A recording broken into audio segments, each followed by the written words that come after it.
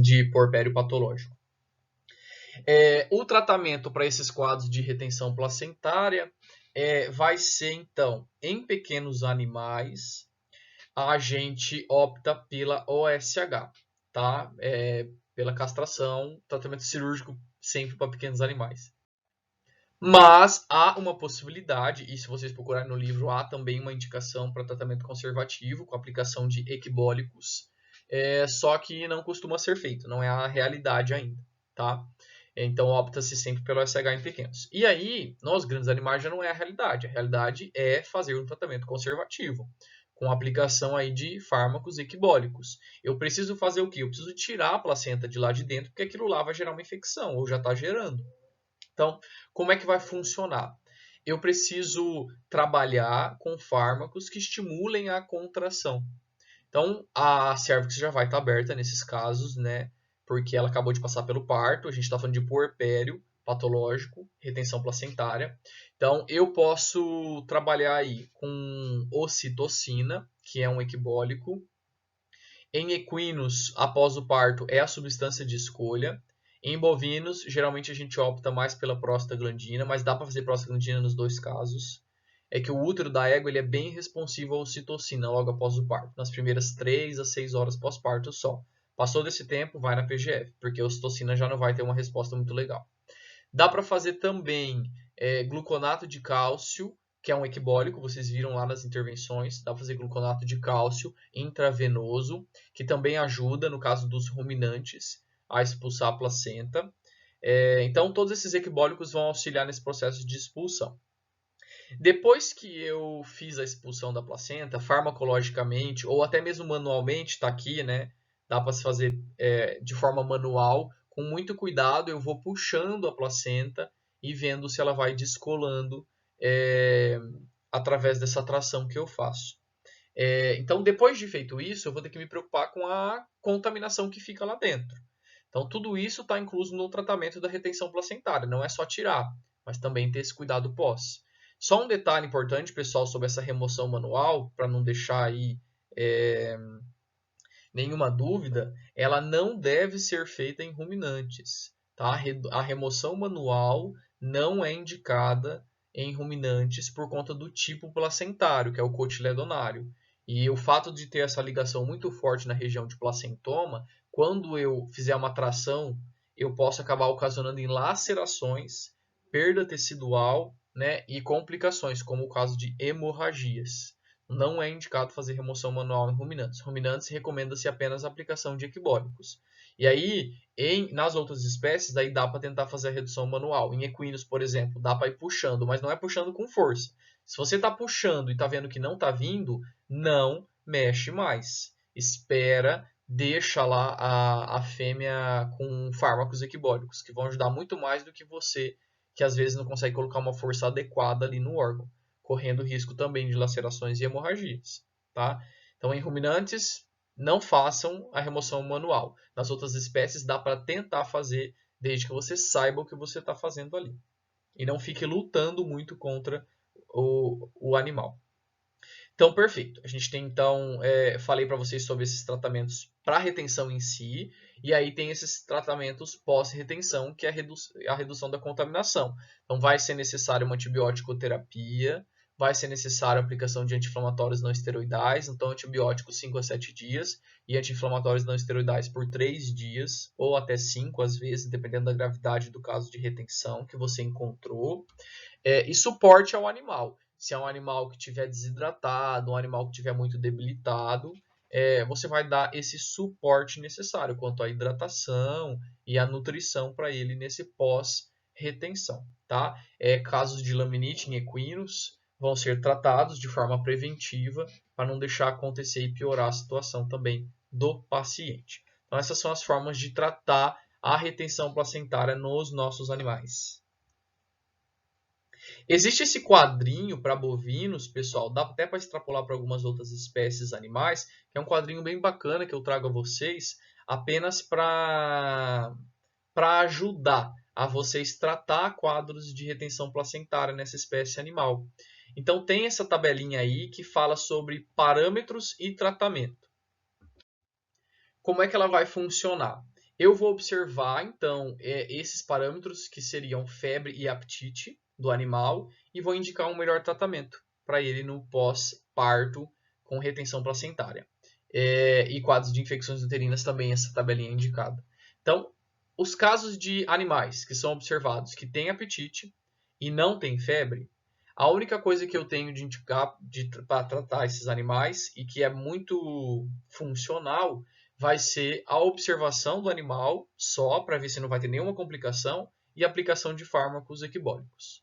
Tá? Então dá para trabalhar dessa forma nesses animais que mantêm apetite e não têm febre, né, mesmo tendo aí retenção placentária ou infecção uterina. Animais que vêm com esses quadros, mas têm febre, estão vendo, ele mantém apetite, mas tem febre, isso é indicativo de uma infecção sistêmica. Então, o que eu vou fazer? Eu vou trabalhar na febre e na expulsão da placenta. O que eu preciso para expulsar a placenta? Equibólico. O que eu preciso para trabalhar na febre? Anti-inflamatório não esteroidal ou algum antitérmico, como é o caso de uma dipirona da vida. Tá? Então, trabalha-se desse jeito conforme os sinais que ele apresenta. Agora, um outro animal que já perdeu o apetite, mas não tem febre, eu preciso ficar de olho na questão do apetite dele e aplicar a prostaglandina, porque o que está causando essa falta de apetite provavelmente é o desconforto da retenção de placenta da infecção uterina. Tá? E por fim, uma outra situação, que é uma situação mais grave, dentre todas aqui descritas nessa tabela, é um paciente que vem sem apetite e com febre. Então, esse animal demonstra uma maior debilidade em relação ao processo que está acontecendo de retenção placentária ou infecção uterina.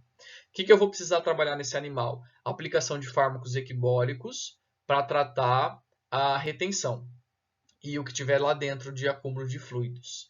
Eu vou ter que lavar o útero desse animal, porque eu não posso deixar debris lá dentro devido ao seu processo febril e a falta de apetite que me demonstra já que ele tem um quadro de infecção. Então, essa infecção veio do útero, com certeza. Anti-inflamatórios não esteroidais e antibiótico terapia para esses quadros também, por conta desses parâmetros que eles me mostram. Tá bom? Então, é uma tabelinha que nos ajudam aí a determinar um tipo de tratamento, de escolha para esses animais de grande porte. É uma tabela mais voltada aos bovinos, tá, pessoal? Em leiteria, eles gostam de trabalhar com esses tratamentos de acordo com os sinais que eles apresentam para a gente. Em seguida, nós temos então a nossa última afecção, né, relacionada a distúrbios do porpério patológico. Então, essas últimas, a última afecção que a gente tem para comentar são as infecções de útero. As infecções uterinas, elas podem ser na forma de endometrite ou metrite. Vocês lembram que eu já falei para vocês uma vez na revisão anatômica que o útero ele é composto por camadas, né? Então tem o epimétrio ou perimétrio, o miométrio aqui dentro e é o endométrio. Se o endométrio apenas estiver inflamado, a gente chama de endometrite. Agora, se todas as camadas estiverem inflamadas, a gente chama de metrite. Tá? Esse é o diferencial entre um termo e outro. A endometrite, ela pode ser tanto clínica, que eu vou ver sinais clínicos de endometrite, como subclínica, onde eu não vejo sinais clínicos de endometrite. Aí, a endometrite subclínica ela é um pouco mais difícil de lidar e ela vem com um animal com histórico apenas de falha na fertilização. Está falhando em emprenhar, essa é a queixa principal do proprietário, porque clinicamente falando ele não tem sinais de endometrite. Né? Então é mais difícil diagnosticar esses quadros subclínicos, porque os clínicos estão ali na minha cara e eu estou vendo o que está acontecendo com o animal. Na endometrite clínica, eu vou ver presença de secreção saindo pelos lábios vulvares da fêmea, eu vou ver líquido dentro do útero desse animal, então fica bem mais fácil. Nas subclínicas, eu já não vou ver nada além de uma possível inflamação, dependendo do caso ainda, eu só posso ver uma inflamação endometrial, um pequeno espessamento daquela parede interna do útero dos animais que são cometidos pela endometrite clínica, tá bom? E a metrite em si, a metrite ela é clínica, né? A gente vai ver uma descarga uterina saindo pelos lábios vulvares daquela fêmea e o acometimento de um maior número de camadas, ok? Os sinais clínicos que os animais vão apresentar vai depender da situação. Então, eu expliquei para vocês as situações. Pode ser clínico, pode ser subclínico, pode ser endometrite, pode ser metrite. Então, os sinais eles vão variar, mas de uma forma geral são esses daqui. Pode ser que o animal apresente uma ausência de sinais, no caso da endometrite subclínica. Ele pode apresentar corrimentos vaginais, corrimentos de diversas características, avermelhado, acastanhado, purulento, puro sanguinolento, depende do que está acontecendo lá dentro, né, a gravidade do caso. Pode ser acompanhado de febre, por conta de uma possível infecção sistêmica, que uma metrite esteja gerando, por exemplo. Septicemia, conforme a evolução do quadro clínico. Apatia e anorexia por conta do desconforto, né, do processo que está acontecendo. E uma diminuição da produção de leite, uma hipogalactia. Se a gente está falando de puerpério, né, qualquer desconforto, qualquer situação de estresse intenso no animal vai dificultar a liberação de leite, né? Não só a metrite em si. Então, esses todos são os sinais clínicos. O que a gente faz para diagnosticar? A gente se orienta através dos sinais, da queixa principal do proprietário e do exame de ultrassonografia. Ele é muito valioso nesses casos, tanto em grandes quanto em pequenos animais. Então, aqui só para mostrar para vocês esses quadros de endometrites. Então, aqui é um quadro atendido por mim mesmo, onde eu vi endometrite numa égua. A gente observa na imagem de ultrassom uma quantidade considerável de líquido no interior do útero desse animal. Então, aqui dentro não tem que ter esse líquido. E está tendo. Aqui também, a parede do útero do animal, que é o endométrio, e aqui o líquido sendo liberado, sendo produzido no interior do órgão. Essa área esquerda é o corno uterino e essa área direita é o corpo uterino dessa égua.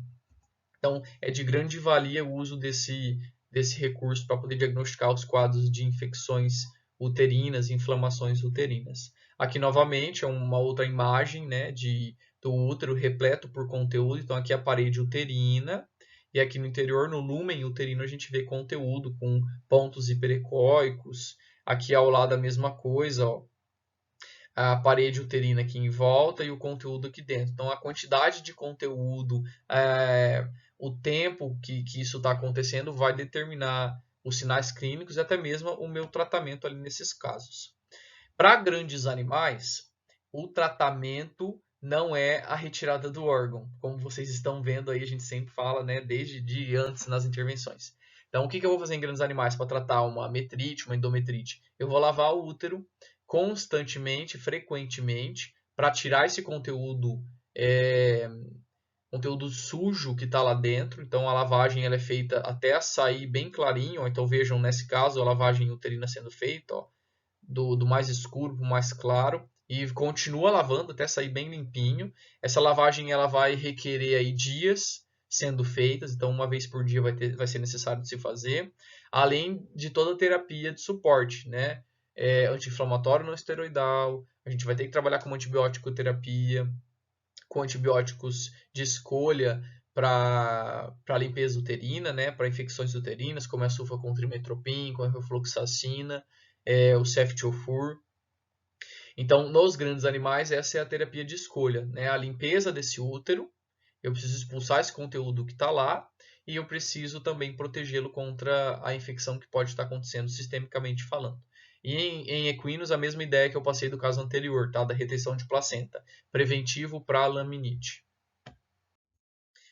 Aqui é um lavado de uma égua feito aí, uma das éguas que eu já atendi, só para vocês entenderem o lavado, como que se procede. Então, a gente começa com um lavado mais sujo e vai acompanhando. Então, sempre quando a gente faz a lavagem, a gente não joga o conteúdo fora.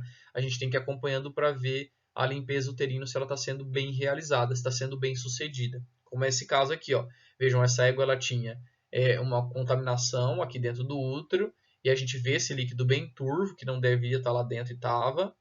E aí, conforme foram sendo feitas as lavagens, ele vai clareando. Óbvio, foram feitas mais lavagens, né? Só para trazer para vocês aí um exemplo de um caso de grandes animais. Em pequenos animais, a gente tem aí que as metrites da vida, né, elas podem evoluir facilmente para uma piometra, que é o quadro mais comum que a gente observa nessa situação. O diagnóstico ele é feito através do ultrassom, dos sinais clínicos que o animal apresenta, e a escolha pelo tratamento vai ser sempre a OSH, como eu venho dizendo a vocês há tempos, né? Fala-se tratamento para essas patologias obstétricas em pequenos animais, sempre é a OSH. Perfeito? Que é o que foi feito aqui nesse caso, uma cadelinha aí que eu atendi também. A gente indicou a OSH, né? Cadela da minha tia. O útero dela bem comprometido por conta de uma infecção grave uterina, uma piometa.